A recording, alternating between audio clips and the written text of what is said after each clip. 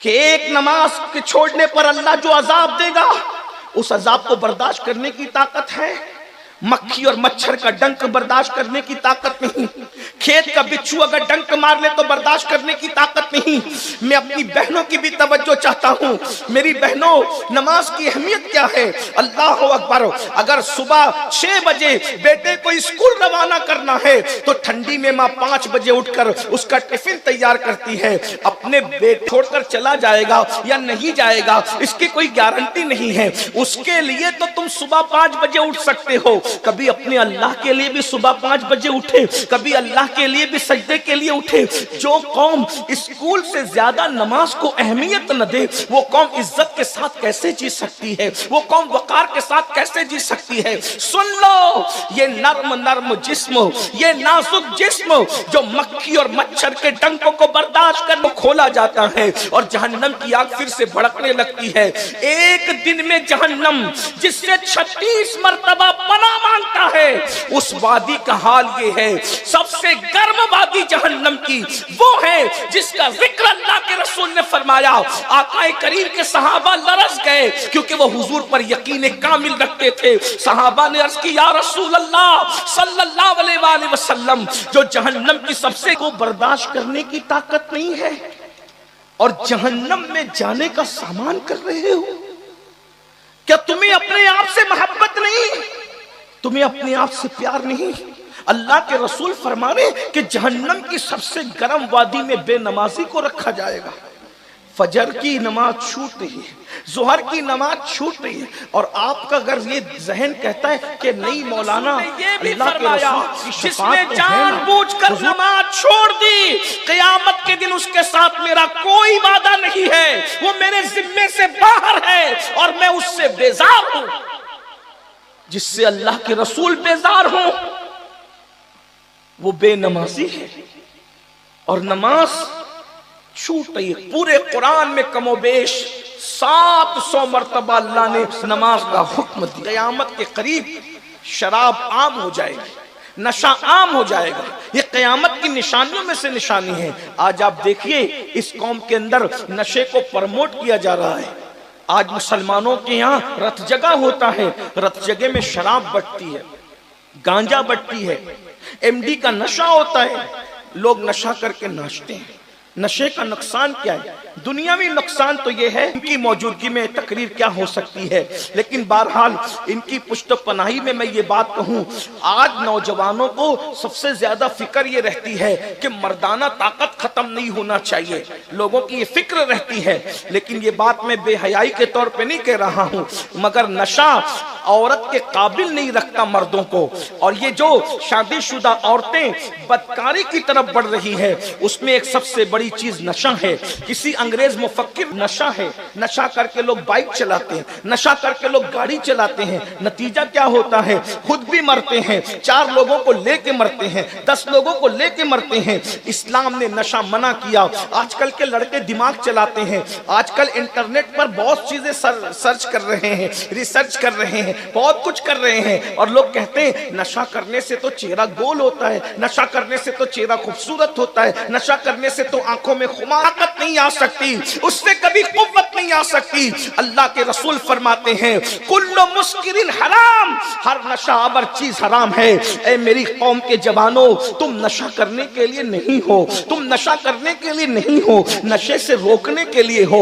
अगर तुम नशा करोगे तो नशे से लोगों को कौन रोकेगा? तुम एमडी का नशा कर रहे हो, अल्लाह अकबर, एक बात में आप आदी बन जाते हो। और नशे का आदी जब आदमी बनेगा तो अपनी बहन की उसको फिक्र क्या होगी, अपने बच्चों की फिक्र क्या होगी, अगर तालिब इल्म है तो स्टडी की उसको फिक्र क्या होगी। मैं इतना अर्ज करना चाहता हूँ, खास तौर पर मुस्लिम मोहल्लों में नशे को प्रमोट किया जा रहा है इसलिए कि दुनिया तुम्हारे टैलेंट से लर्जा बरंदाम है। दुनिया अच्छी तरह जानती है मुसलमानों ने मुस्तफा कह के मुखातिब किया है, वो काबे रसूल कह के मुखातिब किया है। वो कहता है नहीं तेरा नशे मन कसरे सुल्तानी के गुंबद पर तू शाही है, बसेरा कर पहाड़ों की चट्टानों में उकाबी रूह जब बेदार होती है, जवानों में नजर आती है, उनको अपनी मंजिल आसमानों में। मेरे अजीज, एक जवान अगर चाहे तो पहाड़ों को काट कर उसमें रास्ते बना सकता है। एक जवान अगर चाहे तो अल्लाह ने रहमत ने फरमाया था, ला फता इल्ला अली, ला सैफ इल्ला जुल्फिकार। अली की तरह कोई जवान नहीं है और जुल्फिकार की तरह कोई तलवार नहीं है। आज जवानों से जवानी छीन लेना चाहते हैं, इसलिए तुम्हें नशे का आदी बनाया जाए। एमडी का नशा, दवाओं का नशा, शराब का नशा। मेरी कौम के जवानों, अपने टैलेंट को पहचानो। हिंदुस्तान लोग तुम्हें गरीब करना चाहते हैं। नशा करोगे तो कारोबार नहीं करोगे, नशा करोगे तो पढ़ोगे नहीं। और हिंदुस्तान में ताजमहल किसने बनाया? कलमा पढ़ने वाले ने। लाल किला किसने बनाया? कलमा पढ़ने वाले ने। और फिर हिंदुस्तान को आखिरी में एटमी ताकत जिसने दी है वो भी कोई और नहीं है, वो भी अब्दुल कलाम नाम का कलमा पढ़ने वाला है। तुम्हारे टैलेंट से रसूल इस कदर फिट रहना चाहते थे, बल्कि वो तो कुछ भी खाते उनकी सेहत पे कोई असर न पड़ता, मगर तालीम उम्मत के लिए कि जो चीज सुस्त कर दे वो गिज़ा भी अल्लाह के रसूल ने कभी नहीं खाई। जो चीज सुस्त कर दे वो गिज़ा भी अल्लाह के रसूल ने नहीं खाई। तो जो चीज नशा पैदा करे, हुजूर का उम्मती वो के साथ में खड़े रहने के लिए हो। अपनी अजमत को पहचानो। और ये तो दुनियावी बात मैंने की, आखिरत में नशे का नुकसान क्या है? आखिरत में नशे का नुकसान क्या है? अल्लाह के सच्चे रसूल सादिक और मस्दूक मुस्तफा जान रहमत सल्लल्लाहु अलैहि वसल्लम इरशाद फरमाते हैं, अगर आप दुनिया के नुकसान से बेखौफ हो तो कम से कम आखिरत का अजाब तो देखो। अल्लाह के रसूल फरमाते हैं, नशा पर बिच्छू चिपके हुए होंगे, आंखों से खून और पीप बह रहा होगा, और जिन जिन आलात से वो नशा करता था वो आलात उसके हाथ में होंगे, और उसके मुंह से पाखाना निकल रहा होगा। वो पाखाने की उल्टी करते करते मैदान महशर में आएगा। ये किसने कहा? ये मौलवी साहब ने नहीं कहा, ये जलसे के नाजिम ने नहीं कहा, ये किसी मुकर्रिर ने नहीं कहा, ये दुनिया के सियासी लीडर ने नहीं कहा, ये उसने कहा जो अपनी मर्जी से कभी बात। एमडी का नशा करने वालों, शराब का नशा करने वालों, अल्लाह अकबर, जरा गौर तो करो। नशे की गोलियां लेने वालों, नशे की चीजों का नाम बदल बदल करके पीने वालों, मैं जानता हूं यहां कोई नशेड़ी नहीं है। नशा करने वाले इतनी रात को जलसे में नहीं बैठते, मगर इंटरनेट के जरिए से हम अल्लाह से उम्मीद करते हैं जिन कानों को इस गुफ्तगू की जरूरत है, मेरा अल्लाह उन कानों तक इन बातों को पहुंचाएगा और किसी की हिदायत का सामा हो जाओ। अल्लाह के जिक्र से दिलों को चैन मिलता है। खुदा का जिक्र क्यों नहीं करते? अल्लाह का जिक्र क्यों नहीं करते? कितना आसान है अल्लाह का जिक्र। अल्लाह कहो, एक मर्तबा कोई अल्लाह कहे, 3 मर्तबा जवाब आता है, लब्बैक या अब्दी, लब्बैक या अब्दी, लब्बैक ए मेरे बंदे में हाजिर हूं, ए मेरे महबूब। जब मेरे बंदे मेरे मुतालिक आपसे सवाल करें, यानी मेरे बंदे मेरा पता पूछें कि अल्लाह कहाँ है, तो तुम उनको बता दो कि अल्लाह तुम्हारे करीब है। कितने करीब है? हुआ माँ को महीना कुंतुम, तुम जहां कहीं हो अल्लाह तुम्हारे करीब है। कितना करीब है? नहनु अक़रबु इलैहि।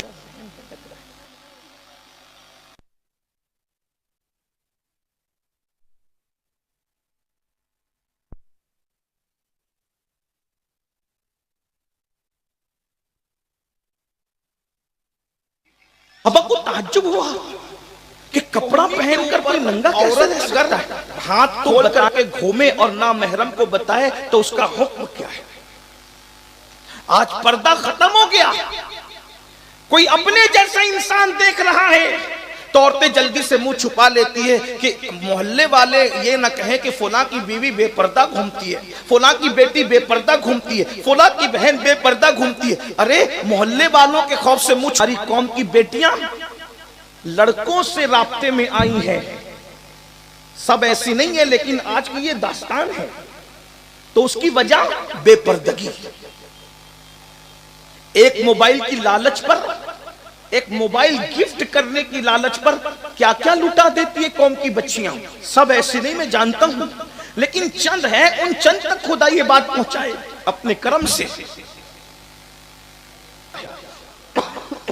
आज बेटियों को वो तरबियत नहीं, आज बेटों को वो तरबियत नहीं। बेटे नशे की तरफ जा रहे, बेटे नाजायज हराम काम की तरफ जा रहे हैं, और बेटियां अपनी आबरू का सौदा कर रही हैं। जरा इनके मोबाइल को चेक करो, मोबाइल में क्या क्या भर के रखा है, और माँ बाप को फिक्र ही नहीं। बेटी को मोबाइल तो दे दिया, लेकिन कोई बाप चेक नहीं करता क्योंकि बेटी जा रही, बेटियां बेपर्दा बाजार जा रही, और बाप को फिक्र नहीं। सोचो अकल कहां गुम हो गई, शैतान ने अकलों को कैसे अगवा कर लिया। जिस मजहब की बेटी मस्जिद में नमाज पढ़ने नहीं जा सकती, वो मजहब की बेटी ब्यूटी पार्लर तक कैसे जा सकती है। जिस मजहब की बेटियों को अल्लाह के रसूल से पर्दा करने का गौर तो करें, क्या बात कही जाए। मेरी बहनों जरा गौर करो, फिर कभी उधर का रुख नहीं करता। बेटियां मर्दों से जितना दूर रहेगी उनकी आबरू महफूज रहेगी। मुझे तो यहां एक बात याद आती, क्या मुसलमानों की बेटियां थी, मुसलमानों की बेटियां क्या थी, उनका तकवा क्या था, उनकी परहेजगारी क्या थी, उनको देखकर लोगों की जिंदगियां बदल जाती थी। यहाँ एक मुझे बात है, हम सीधी सादी तकरीर सूफियों की गुलामी में करते हैं, हमसे 11 बजे बुलवा लिया करो ताकि जो है वो जल्दी से निपट जाए। फिर वाकई जो बाज़ाब्ता मुकर्रिर है ना, उनको खड़ा करो इस सोती हुई रात में। लेकिन क्या करें कि जब रात की सियाह जुल्फे कमर के नीचे ढलकती है, तो हम जैसे बेहुनरों को माइक दे दिया जाता है और इम्तिहान लिया जाता है। लेकिन कोई बात नहीं, आपका सपोर्ट अच्छा है, और आपके सपोर्ट में अपने अल्फाज के जामे में अल्लामा अरशदुल कादरी की तहरीर का सहारा लेके पेश करना चाहता हूँ। ये वाक़ये को अगर आप ढूंढना चाहें तो इमाम याफ़ई की शोरे आफाक किताब रौज़ुर रेहाइन के अंदर ये वाक़या मौजूद है, उसको सुनना। और अल्लाह से डरने वाले और अल्लाह से डर कर गुनाह को छोड़ने वालों की शान, इससे बहुत से निकात आपको मिलेंगे। इस पर मैं बात पूरी कर लूंगा। दो दोस्त थे, बहनों की खास तौर, लेकिन उस एक दौर था कि दोस्त तो बताऊं किसे कहते हैं। हज़रत अनस इब्न मालिक कहते हैं दोस्त की पहचान ये है, अगर कंधे पे हाथ रख के कहे चल और वो पूछे कहां, वो दोस्त नहीं हो सकता। दोस्त की पहचान ये है कि जब कंधे पे हाथ रख के कहा चल, वो बगैर फिक्र के चल पड़े। यानी दोस्त उस पे इतना एतमाद हो, इतनी मोहब्बत हो, जब यकीन हो के ले जाएगा तो करते। जो माँ बाप के हक अदा नहीं करते, वो दोस्तों के क्या हक अदा करेंगे। जो अपने माँ बाप को बुड्ढा बुड्ढी कहते हैं, डोकरा डोकरी कहते हैं, जो माँ बाप के जो है वो दवा खाने का बिल देने के लिए हॉस्पिटल में लड़ते हैं कि तेरा बाप नहीं है, तेरा बाप नहीं है, वो क्या दोस्ती निभाएंगे। जो माँ बाप का हक अदा न करे, जो माँ बाप को छोड़कर कुत्तों को बिस्तर में बनाया, जिसको खूबसूरत देखा उसको दो, बस दूसरी कोई बात नहीं। यानी दोस्ती नहीं है, मफाद परस्ती है। बहरहाल सच्चे दोस्तों की बात करें तो का दो दोस्त थे, बहुत प्यार था, लेकिन उनमें से एक दोस्त तो बड़ा खूबसूरत था, हसीन था, जमील था। उसका दूसरा दोस्त था, वो अक्सर देखता था कि जब भी कोई आग की भट्टी वट्टी जलती थी तो उसका दोस्त तो जलती हुई का यही दोस्ती कि दोस्तों से भी रात छुपाया जाता है, दोस्तों से भी रात छुपाया जाता है ना। मुझे बताना पड़ेगा कि आग तेरे हाथ पर असर क्यों नहीं करती, उसकी वजह क्या है। बहनों की खास तवज्जो। उसने कहा अगर तू सुनना चाहता है तो फिर ये ले सुन। अब वो दोस्त गर्मियों के मौसम में चहलकदमी कर रहा था, टहल रहा था, तो मैंने जैसे ही अपनी टेरिस पर सामने देखा तो मेरी सामने वाली टेरिस पर एक बहुत खूबसूरत लड़की थी। वो खूबसूरत लड़की का हुस्न अगर मैं बयान करता तो अल्लामा अरशदुल कादरी की तहरीर का सहारा लेके ये कहता कि वो कितनी खूबसूरत हो सकती थी। ऐसा लगता वो तितलियों की तरह चंचल, तितलियों की तरह चंचल, ये उसका अंदाज था। चले तो यूं लगे कि कोई मोरनी चल रही है, और दौड़े तो यूं लगे कि कोई हरन चौकड़ी भर रहा है। उसका हुस्न में क्या बयान करूं। आंखें थी या नरगिस के फूल, पेशानी थी या चांद का वरक, या पेशानी थी या चांदी का वरक। औरत पर चांद की कभी नजर नहीं डालना, और अगर नजर पड़ गई तो फौरन फेर लेना। हजरत सुलेमान अलैहिस्सलाम कहा करते थे अपने बेटों को कि मेरे बेटो, इसको अल्लामा इब्नुल जौजी ने अपनी किताब में लिखा, मेरे बेटो अगर किसी नागिन के पीछे चलना पड़े तो चले जाना, मगर किसी खूबसूरत औरत के पीछे न जाना, क्योंकि नागिन डसती है तो जान जाने का खतरा। जिसका बाप नबी हो उस बाप का बाकी हुस्न ने बनाया। काबिल जैसे शख्स को अपने सगे भाई का कातिल हुस्न ने बनाया। अजीब हाल है हुस्न का। इसलिए बहुत हुस्न के पीछे न भागो, बहुत ब्यूटी के पीछे न भागो, बल्कि एक बात कहूं, अल्लाह ने अरे हर हुस्न हमें दिल दिया, हर हुस्न बदबू है, हर हुस्न को कब्र के कीड़े खाएंगे। एक हुस्न मुस्तफा है जिसको अल्लाह भी प्यार करता है। हुस्न यूसुफ तो वो है चंद औरतें उस पर दीवानी हो गई, और हुस्न मुस्तफा वो है जिससे खुदा भी प्यार करता है। क्या हुस्न है ऐ सैयदे अबरार तुम्हारा, अल्लाह भी है तालिबे दीदार तुम। तो जहां नहीं यही फूल खार से दूर है, यही शम्मा है कि धुआं नहीं। करूं तेरे नाम पे जा फिदा, न बस एक जा दो जहां फिदा, दो जहां से भी नहीं जी भरा। करूं क्या करोड़ों जहां नहीं। वो क्या हुस्न होगा जिसके बगैर जिब्रील का दिल सिदरा पे नहीं लगता। जिब्रील तमन्ना करते हैं अल्लाह कोई काम दे दे, इसी बहाने से मदीने की गली में जाऊं और आमिना के लाल का दीदार कर लूं। बेलिकाए यार उनको चैन आ जाता अगर बार बार आते न। उस कौम को मारा पीटा दबा बर्बाद नहीं किया जाएगा। अरे बताओ ना, है किसी के पास ऐसा महबूब जैसा महबूब अल्लाह ने हमें अता फरमाया, जिसकी जुल्फे बिखर के चेहरे पर आए कुरान उसे वल्लैल कहते हैं। जुल्फे सवर कर चेहरे से उठ करके सर पे चली जाए कुरान उसको वद्दुहा कहते हैं। और जब उसमें मांग निकले तो सूफिया कहते हैं कुरान उसको मतलइल फज्र हक कह दे। और मेरा इमाम उसकी तस्वीर कश भी हूं, तब भी खूबसूरत था, जवान भी हूं, जवान था, दौलत भी थी। उस लड़की से आंखें चार हुई, वो लड़की दिल में उतर गई। मैंने तहैया कर लिया, तय कर लिया, जैसे आजकल के मनचले छोकरे कर लेते। उसने सोचा मैं हर चीज दांव पर लगाऊंगा, हर दौलत इज्जत शोहरत सब कुछ दांव पे लगाऊंगा, मगर इस लड़की को मैं हासिल करके रखी। उसकी परवरिश टीवी सिनेमा और फिल्म देखकर नहीं हुई थी, क्योंकि उस दौर में ये लानते थी नहीं। वो लड़की सैयदा फातिमतुज़ ज़हरा के किरदार के साए में पली हुई थी। उसने आंख खोली थी तो उसको सैयदा पाक की सीरत बताई गई थी। उसके माँ बाप ने उसकी सच्ची तरबियत की थी। जैसे ही लड़के ने ऑफर की, लड़के ने जैसे ज़िना की लज्जत 2 मिनट से ज्यादा की नहीं होती, मगर इसका नुकसान क्या है? इसका नुकसान ये है सल्लल्लाहु अकबर कि अगर 7 समुंदरों के पानी से भी जानी गुस्ल कर ले जुर्म तो उसके दिल पर जो गुनाह और उन सब का वबाल क़यामत के दिन उसको भुगतना पड़ेगा, जिसके ज़िना की वजह से वो शयातीन पैदा हुए। एक बात और बताऊं, उलमा मौजूद है, इनसे माजरत चाहते हुए, आजकल बांझपन की शिकायत आम है। हर बांझ जानी नहीं है, मैं वाजे कर दूं, गलत मफहूम मत लेना, मफहूम मुखालिफ मत लेना, लेकिन इतना याद जानियों के बारे में अल्लाह के रसूल फरमाते हैं अल्लाह जानियों के चेहरे से खूबसूरती छीन लेता है। देखो आज मुस्लिम और गैर मुस्लिम के चेहरे में फर्क नजर नहीं आता, वरना कल का मुसलमान जवान उसका चेहरा ऐसे खिला हुआ होता था, उसको देख करके लगता था कि ये कोई मोमिन है। आज चेहरे पे हवाइयां, अगर वो सच्ची तौबा कर लेता है तो अल्लाह उसे गुनाहों से ऐसे पाक कर देता है जैसे वो अभी अपनी मां के पेट से पैदा हो। अगर आज से पहले किसी से गलती हुई है तो खुदा के लिए ये जिना क्यों हो रहा है? गंदी पिक्चर देखकर, गंदी फिल्में देखकर ये जिना की तरफ जा रहे हो। खुदा के लिए रुको, कुरान की तिलावत करो, दुरूद शरीफ पढ़ो, अपने आप पे कंट्रोल। और अगर नहीं कंट्रोल कर सकते तो बाली गलबा करना अदब के साथ, ये बेअदबी नहीं है, गुस्ताखी नहीं है, ये तुम्हारा हक है।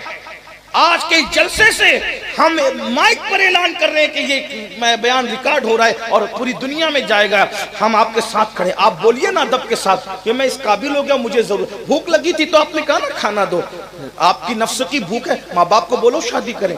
और माँ बाप से भी गुजारिश है कि बेटा बेटियों की शादी जल्दी कर दो। हम गरीब हैं, हम कैसे निकाह करें, रखेंगे कहाँ, खिलाएंगे क्या? तो अल्लाह के रसूल अलैहिस्सलाम तो फिर रसूल हैं। लोगों की बोली बदलती है, मेरे नबी ने बोली कभी नहीं बदली, जो जबान से निकल गया निकल गया। जब सहाबा ने कहा हुजूर हम गरीब हैं, रखेंगे कहाँ, खिलाएंगे क्या? आका फरमाते हैं मुहम्मदुर रसूलुल्लाह ने ऐलान कर दिया, जो अल्लाह की रजा के लिए पाक दामन रहने की नियत से, ज़िना से बचने की नियत से मरता है, अगर वो तौबा न करे तो मर जाओगे, और क्या होगा? लज्जतें खूब उड़ा रहे हो ना, इसलिए तौबा करो। ये जलसे हंसी मजाक के लिए नहीं, लतीफा गोई के लिए नहीं, ये जलसे जन्नत का टिकट बांटने के लिए, ये जलसे एहतिसाब के लिए। और मैं अपनी बहनों से भी कहता हूं तुम ऐसी नहीं हो, लेकिन जिन तक आवाज पहुंचनी अल्लाह पहुंचाएगा। मेरी बहनों, कब तक अपने हुस्न की नुमाइश करके दुनिया की लज्जतें लूटोगी? इतना दर्दनाक होता है कि वो रातों को तारे गिन गिन कर गुजारते, उनको नींद नहीं आती, पूरे वजूद पर अल्लाह लानत और नहूसत मुसल्लत कर देता है, उनको बेचैनी और बेकरारी में मुब्तला कर देता है।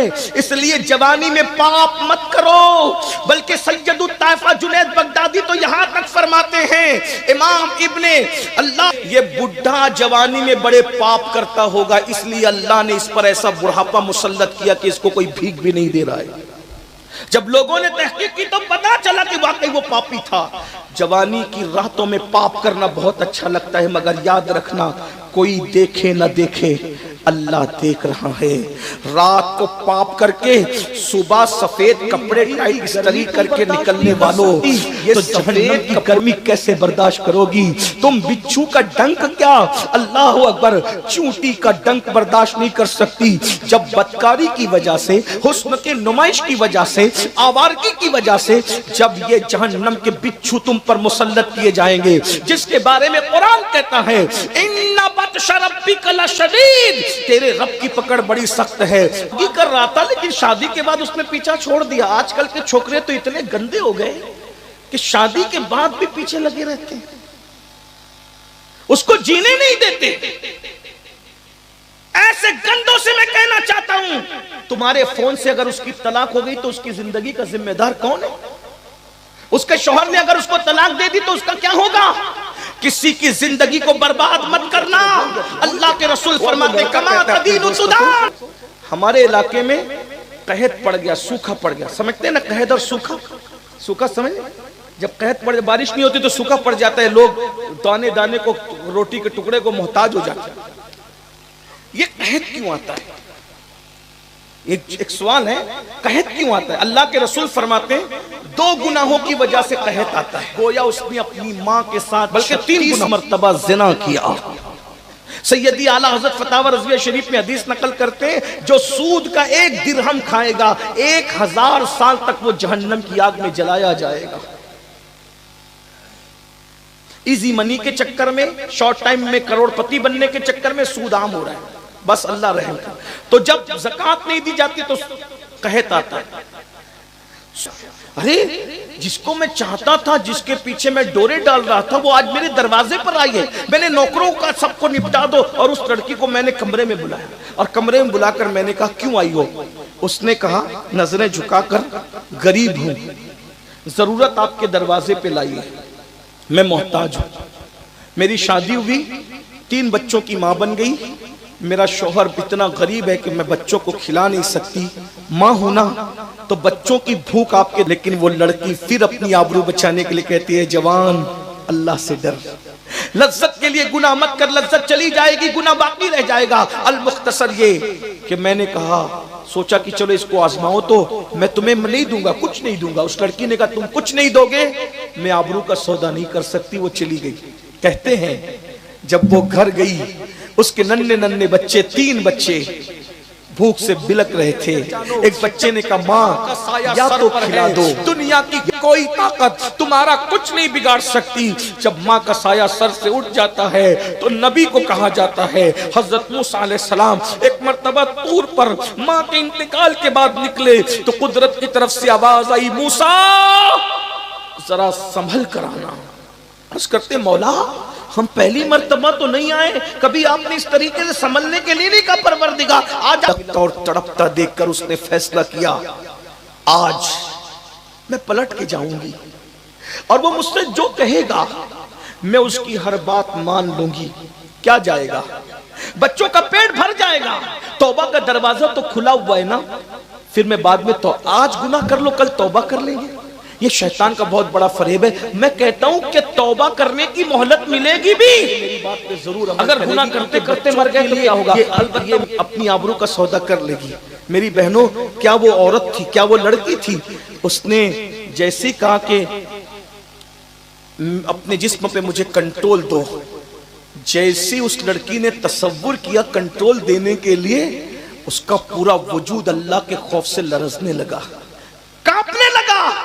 और उस लड़की ने कहा कि इस तसव्वुर के साथ मैं अपनी नाफरमानी नहीं करूंगी, क्योंकि अल्लाह ने तो रोजी का वादा किया है ना, जिसने चोंच दिया वो दाना भी देगा।